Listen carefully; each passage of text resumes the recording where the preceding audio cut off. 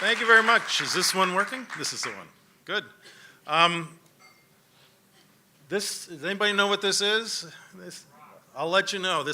I picked this up at the British Museum on a table, and the woman behind the table says, that's a 500,000-year-old humanoid hand axe. And I'm saying, wow, what a great replica. But she said, no, that's the real thing. So there I was holding a 500,000-year-old tool. This is where we all started. And this is where I started in the 70s doing woodworking as a romantic back-to-the-lander. So I was going to be an authentic woodworker, unlike my businessman father. And I started buying tools and at Sears and started making weaving looms for weavers, because that was a nice thing to make a tool for another maker. And that sort of expanded as I bought more tools and started making kitchens. And I read a book on Julia Child's kitchens as a workshop, and so I started making kitchen cabinets freestanding, and then I made some more as built-ins and contemporary country, and things started rolling along. I started buying some more tools, bigger shop, and started doing bigger jobs, hiring people, getting rolling. And then for 20 years, that's what I did. I got bigger and got a little more further and further away from why I started, which was a little disturbing because I didn't want to be a businessman. I ended up igniting something in myself that got burned out after a while. So I started taking classes to learn how to be a businessman. And instead, I did what I was used to doing, which is buying a tool. So I bought a home computer of the day, which was the late 80s, a Radio Shack computer to help me do the books and so on. I kind of liked it.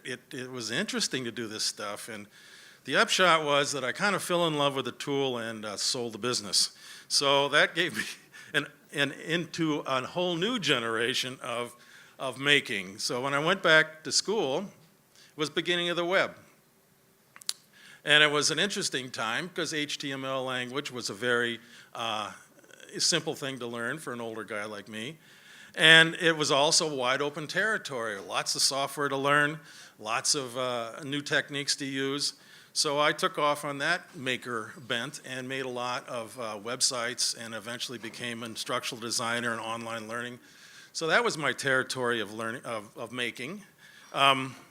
Again, it was the days that were really exciting at the beginning of these things, but after a while, in the late or the last 10 years, it got to be a little bit of a burnout staring at website making. I don't know how many of you are website making, but I was burning out and I was falling asleep, and so I was dreaming about making woodworking again.